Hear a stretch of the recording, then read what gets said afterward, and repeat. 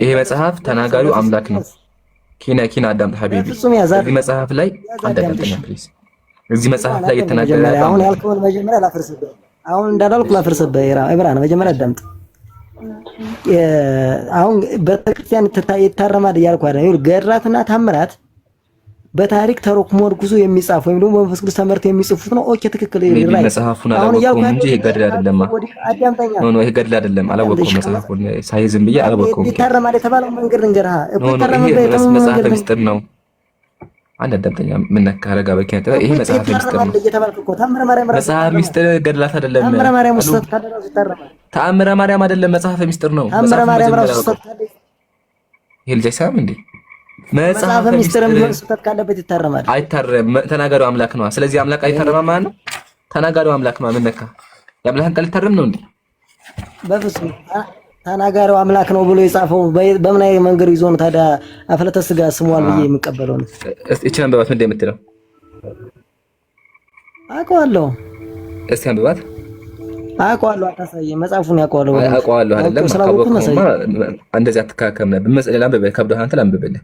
ይህ መጽሐፍ መንፈስ ቅዱስ በእኔ አንደበት ተናገረው እንጂ እኔ አልተናገርኩትም። ይህንን መልካም ነገር ሁሉ የገለጸልኝ እግዚአብሔር አምላኬን አመሰግናለሁ አለ። ይህ ሚስጥር በሙሉ ለታላቁ የቤተ ክርስቲያን አባት የሃይማኖት መሰረት ሆኖ የገለጠላቸው ማን ነው? አምላክ ነው። ተናጋሪውም አምላክ ነው። መንፈስ ቅዱስ በክርስትና ይሄ ነው። ያው መንፈስ ቅዱስ ይሄኛው ነው አምላክ እዚህ ጋር ያለው። እሺ ምራን አደምጣ ማማዩል ህብረተ ስጋ ሳመ የሚለውን ነገር አልቀበለውም። ለምን? መጽሐፍ ቅዱስ ተረኮዝ ያደረገ ነበር መጽሐፍ ያለበት። እሺ እዚህ ጋር ምን ላይ ነው ሀፍረተ ስጋዋን ሳመ ይላል እንዴ? እያወራሁ መሰለኝ እኮ ገና ቅድም ሀፍረተ ስጋ ብለህ ልታመጣልኝ እንደሆነ እኮ አውቃለሁ። እየነገሩ ነው መሰለኝ፣ ግን በምን አይነት ጉዳይ አውዱ እንዲጣፈው የማውቀው ጉዳይ የለም። ስለዚህ ሊታረም ይችላል። በቃ ተምረና ሐቢቢ። ስለዚህ ካላወቅ ተምረና ሐቢቢ ተምረና ካው ሌላ ጠይቀኝ። ሌላ ጠይቀሃለሁ ሚታክ ሌላ ጠይቀሃለሁ ሚታክ በቃ ይሄን እሺ ሚታክ ይሄን ላጠቃልል ፍቀድልኝ። ይሄን ላጠቃልለው መጀመሪያ በቃ አታውቀውም፣ ተምረህና አልተማርከውም። እኛ ኢንሻአላህ ዛሬ አስተምረናል። ያው እዚህ ጋር ኪነጥብ አይታረም። ይሄ ደግሞ መጎት እኮ ነው እንደማይታረም ወግቻለሁ። አሁን አትረብሽ። ሚውታ ግን ትቀጥላለሽ። ከማወርድ አታቋርጠኝ። በቃ አታውቀውም፣ ተማር። መጽሐፉ አይታረም። አምላክ የተናገረው አምላክ ምን አለ? ያው ሀፍረተ ስጋዋን ሳመ። ከዛ በኋላ በቤተ መቅደስ ፊት ለፊት የነበረች የድንግል ማርያም ስዕል አፈወርቅ ብላ ጠራችው ይላል። ምን አለችው? አፈወርቅ አለችው ይላል። አፍህ የሚጣፍጥ አለችው ይላል። ከዛ የሚገርመው ነገር ደግሞ ማሳደግ ቀጠላችሁ። የሚገርመው ነገር ምንድነው? በሴቶች ልማድ ደም ንስጥሮስ አረከሰው። ቅዱስ ዮሐንስ የሴቲቱን ሀፍረተ ስጋ መሳሙ የአምላክን የወለደች የማርያምን ሆድ አማኑኤልን የሳሙ ከንፈሮቿን ከመሳም ያላነሰ ነው ይላል። የሴት ሀፍረተ ስጋ መሳም የማርያምን ከንፈር ከመሳም ያላነሰ ነው፣ ዋጋ የሚሰጥለት ሆነ ይላል። አዑዙ ቢላህ። አምላክን እንዴት ነው ዝቅ ያደረጋችሁት? ማርያምን እንዴት ነው ያረከሳችሁት? ቢላህ አለይኩም። ስለዚህ አንድ ወንድ የማርያምን ከንፈር መሳም ከፈለገ በተዘዋዋሪ ምን ያደርጋል ማለት ነው? ሂዶ የሴት ሀፍረተ ስጋ ይስማል ማለት እኮ መጽሐፉን የሚያስተምረው። ስለዚህ መጽሐፋችሁን ካዱ ወይም ደግሞ መንፈስ ቅዱስን ክዳችሁ ከክርስትና አውጡ። ሁለት ምርጫ አላችሁ። ባይዘ መጽሐፉን kan ብታወግዘው በተዘዋዋሪ ቤተክርስቲያን አምላክን የሚሳደብ ነገር አሳተማለች ማለት ነው። ይሄ መጽሐፍ ያሳተመችው አምላክ ቤተክርስቲያን ናት። ያው ቤተክርስቲያኒቱ ራስ አጭሁ ቤተክርስቲያኒቱ ናት። ምን አስጨው ኢቨን ፎቶአቸው አለ። ውሸቱ ነው። አላቅም ብላል እኮ ሐቢብ አላቅም ብለህ ጨርሰሃል። አላቅም እኮ ብለህ ጨርሰሃል እኮ እየዋሸ ነው እኮ እየዋሸ ነው። አታውቅም እኮ መጀመሪያ ውሸቴን ለማረም እኮ አታውቅም። እሺ ውሸቴ ምንድን ነው? አዲስ ክስ እየከሰስክ ነው። አዳምጥ እኮ አዳምጥ። አዲስ ክስ ለምን ትከሳለህ? አሁን መንፈስ ቅዱስን ካዱ ነው። መንፈስ ቅዱስ የሚካድም አይደለም ሲጀመር በምንም ነገር ደርስበት የምትመረምረው አይደለም። አሁን እየተነገረ ያለው ይሄኛው መጽሐፍ ቅዱስ የጣፈው ሰው ነው እያልኩ ነው። አይ ደግሞ እያልኩ ያሉት አምላክ ነው እያልኩ ነው። እሺ ወደ ዮሐንስ መስን የዚህ መጽሐፍ ጸሐፊ ማን ነው? መንፈስ ቅዱስ ይኸውልህ፣ አሁን ለምሳሌ መንፈስ ቅዱስ ተመርቶ ጻፈው። የዚህ መጽሐፍ ተናጋሪ ማን ነው? አያውቀውም እኮ። የዚህ መጽሐፍ ተናጋሪ ማን ነው? በመንፈስ ቅዱስ አያውቀውም አትበል። ይኸውልህ በመንፈስ ቅዱስ ተመርቶ ማንም አልጻፈውም። መንፈስ ቅዱስ ተመርቶ አይደለም። ጥያቄ የዚህ መጽሐፍ ተናጋሪ ማን ነው? አታውቀውም። በቃ እግዚአብሔር ነው ልትለው ነው። እግዚአብሔር ነው ሀፍረተ ስጋ በቃ ሚታካች ያ ተመልከት። ይህን መጽሐፍ መንፈስ ቅዱስ በእኔ አንደበት ተናገረው እንጂ ቡም ያቄስ ተመረና በቃ ተናጋሪው መንፈስ ቅዱስ ነው። እና በመንፈስ ቅዱስ ተናገረው በቃ አታውቀውም። መንፈስ ቅዱስ የተናገረው አጀማ ወላሂ ያው ሌላ ሰው የተማረ ሰው መሲ አልተማረችም። መሲ የናተማያት ኢምሩ አንዴ ወአለይኩም ሰላም ወራህመቱላህ ሰላም ልል ነው ኢምራን ሰላም አለይኩም ሰላ ሁላችሁም ሰላም ብያለሁ ነው ኢምሩዬ በጣም ነው የምናደንቅህ በጣም ነው የምንወድህ እሱን ልል ነው ቦታውን ለሌሎች እንድለቅ አውሮፓ ላሉት ሰዎች ምንድነው አድርጉልኝ ምናምን ብለህ ነበርና ምን ማድረግ እንደምችል ንገረኝ አይቻለ ኦልሞስት ካሜራ ምናምን ነበር አይቻለ በውስጥ ቴክስት አድርግልኝ እሺ መልስልኝ ከዛም ምን ነበር ስለሚከብደኝ መስማት በጣም ስለሚከብደኝ ቦታ ልልቀቅ ለሌሎች እና በጣም እንወዳለን ታዋቅ ወአለይኩም ሰላም በውስጥ ቴክስት አድርግለት ከዲሩ እሺ ሌሎችን አስገቡልን ሌሎችም አሁን ዩሮፕም ያላችሁ አሜሪካ ምታወሩ እንትን ምትሉት ነገር ካለ ለክ እንደ ከዲር በውስጥ ጻፉለት ኦኬ በውስጥ ይሻላል ሽሜ እሺ ኢምራን ሽሜን እናስቀጥረዋል የተሻሉ ሰዎች የተማሩ ሰዎች ቢመጡ ይሻላል እነዚህ ዝገት ናቸው ሸጄ ካለ ዲያቆናት ገስት ላይ ካሉ አስገባቸው ዲያቆናት ገስት ላይ ካሉ አስገባቸው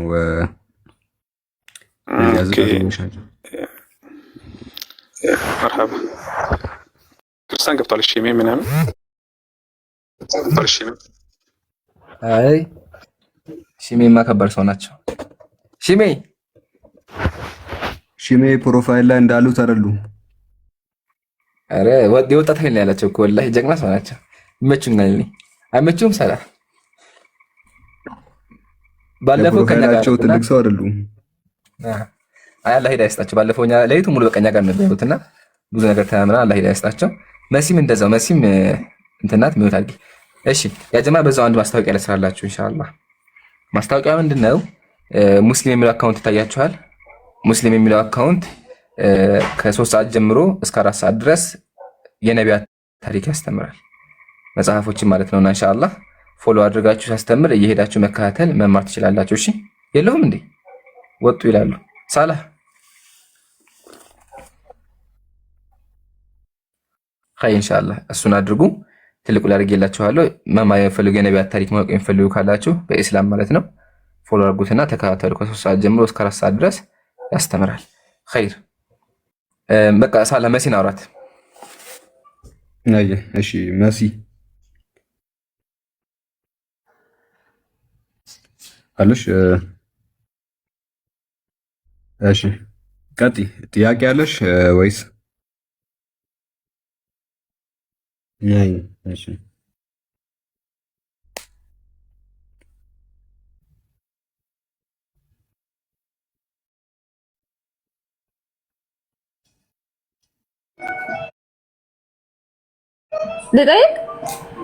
ልጠይቅ? እሺ በእናንተ አሁን መጽሐፍ ላይ አንድስ ማንም ነቢ የለም። አሁን መጽሐፋቸው ላይ የሸረሪት ምዕራፍ፣ የምስክርቶ ምዕራፍ፣ የሌሊት የምን ምዕራፍ ብሎ ተጽፏል። እነሱ የተጻፉ ሸረሪት ትጽፋለህ መጽሐፉ ቁርአናችሁ ሸረሪት ትጽፋለች፣ እስክርቶ ይጽፋል፣ የቤት ክፍል የሚለው ምዕራፍ አለ። እነሱ ይጽፋሉ ወይስ ለምንድን ነው የተጻፈው ያ ክፍል? እሱ ማወቅ ነው። ቅዱስ ላይ መጽሐፈ መቃቢያን የመቀደድ የመዶሻ ምዕራፍ አለ። መዶሻን የጻፈው መጽሐፍ ነው። እስቲ ያሳየኝ መዶሻ ምዕራፍ። ለምሳሌ መቃቢያን ምንድነው? እስቲ ያሳየኝ። መጽሐፈ መቃቢያን የሚባል የለም መጽሐፍሽ ላይ? እስቲ ክፈትና አሳየኝ አለኝ ብለክ ነበር አይደለም?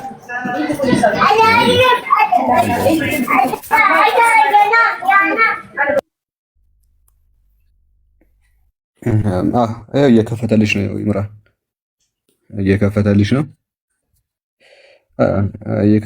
መቃቢያን የሚባል መቃቢያን እየተከፈተልሽ ነው።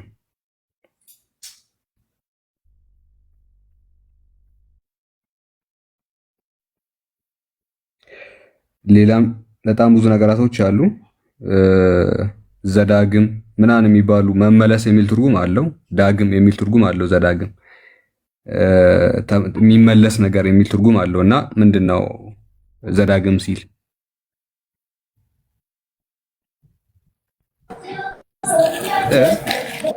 መጽሐፈ ዘዳግም እና የሸረሪት ክፍል እንትን ይሆናሉ ይገናኛሉ። ዘዳግም ምን ማለት ነው? ዘዳግም ማለት ምን ማለት እንደሆነ አላውቅም። አንተ ታውቃለህ?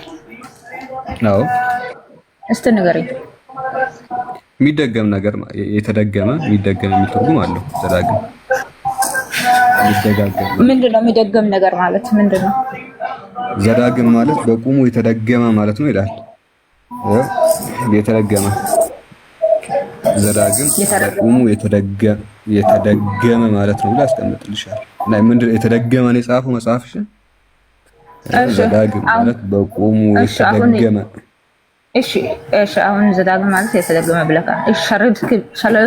ሸረሪት ክፍል ምንድነው? ትርጉም ስጠኝ። የተደገመ መጽሐፍሽን ቆይ መጽሐፍሽ የተደገመ ነው የጻፈው? የተረገመ ሳይሆን የተደገመ ማለት ያኔ የኦሮዛት የተደገመ ቆይ እየነገርኩህ ነው። ርዕሱ እየነገርኩህ የተደገመ ሲል የተደገመ ነው ወይ ጻፈልሽ እኮ እየነገርኩህ ነኝ። አሁን መጽሐፍ ቅዱስ ላይ ብሉይ ኪዳን ማለት የኦሪት ሰዓት ማለት ነው። ኦሪት ሰዓት ዘጸአት ስል ማውጣት ሰዓት ማለት እስራኤል ከአገዛዝ የወጣ ሰዓት፣ ኦሪት ዘፍጥረት ስል ዓለማትን እግዚአብሔር አምላክ የፈጠረው ጊዜ ማለት ነው። አሁን መጽሐፍ ቅዱስ ላይ ያለው አሁን ዘዳግም ስልም እንደዛ ዘዳግም ስልም የሱ የራሱ ስራ እንትን ፍቺ ያለ። አሁን ለምሳሌ በምን ዘዳግም ብሎ ዘፍጥረት ዘጸአት ብሎ ትርጉም እንዳለ ሁላ ዘዳግም ስልም እንትን አለ የራሱ ፍቺ አለ። አሁን የሸረሪት ፍቺ አለ፣ የብር ፍቺ አለ፣ የቤት ክላስ ፍቺ አለ። ፍቺ ካላችሁ ንገሩ። እነግርሻለሁ እኮ ልነግርሽ እኮ ነው እሱን እኮ ንገሩ። ተቀጥራ ቆይ እነግርሻለሁ። እሺ ባይዛው ነገር ማለት ነው። ወደ አንደኛ ቄስ መጥቷል፣ ዲያቆን መጥቷል። ዲያቆን እናወራዋለን። ከሱ በመቀጠል መጽሐፈ ኩፋሌ አለ። መጽሐፈ ኩፋሌ ማለት መግመስ ማለት ነው። የተገመሰ መጽሐፍ ማለት ነው። የተገመሰ መጽሐፍ ምንድን ነው? መልሽልኝ። መጽሐፈ ድርስቅያ፣ መጽሐፈ ግጽው፣ መጽሐፈ አብጡሊት፣ መጽሐፈ ሶስና ማለች ሶስና እንደ አስቴርም ማለች አስቴር አወቀም ማለች መጽሐፈ አስቴር፣ መጽሐፈ ሩት አለ እንኳን አለች። በእናንተ ላይ የለም። በቃ በእና ደግሞ ልመልስልሽ። በቃ አሁን ይሄን አውቂ። ባንቺ የተገመሰ መጽሐፍ አለ፣ የቁጥር መጽሐፍ አለ። አሁን ወደኛ ስንመጣ የሸሪዓት ምዕራፍ አለ፣ እንዲሁም ደግሞ የተለያዩ እንትኖች ምዕራፎች አሉ። አልሽኝ አስማኡል ቁርአን፣ የቁርአን በሰሚያ ስሞች ሪዝም ምክንያት አላቸው።